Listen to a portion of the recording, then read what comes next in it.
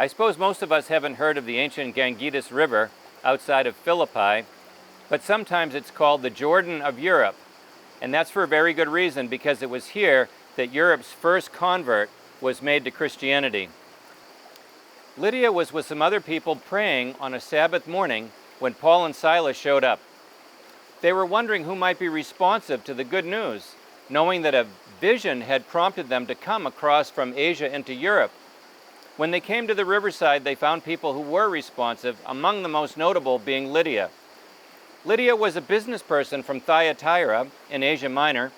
She was a person who sold purple in the city of Philippi, but she was a person with a heart for God who responded quickly to the good news and also invited her whole family into the faith that she'd found.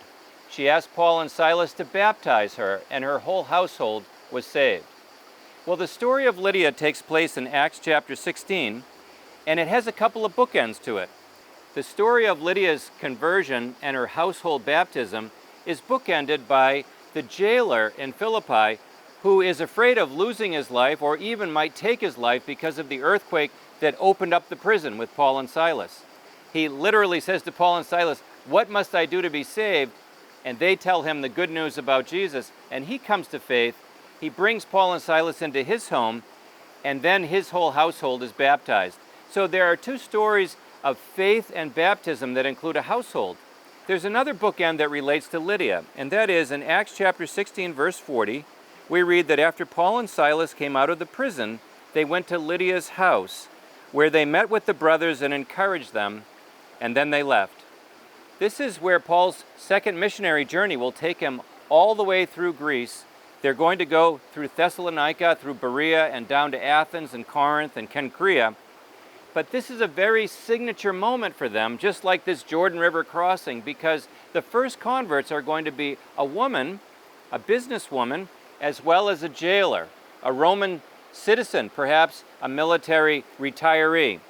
And this is going to be Luke's way of getting you used to the idea that although the gospel is going to the Jews first, there is an unusual responsiveness among the Gentiles. But Luke, as we know from the Gospel of Luke, has his eye on those that Jesus and now Paul are reaching out to that are the unexpected recipients of God's grace and favor. So it's a woman. It's a Roman. We've seen this in the Gospel. We've seen it in Acts. And what happens when Paul goes from here to Thessalonica? It says that a large number of God-fearing Greeks and not a few prominent women are going to respond. This is something that we've witnessed in the Gospels, that wherever Jesus and the apostles went, there were female disciples, there were followers and patrons who supported the ministry financially and emotionally and relationally. And this is what's happening as the gospel goes out.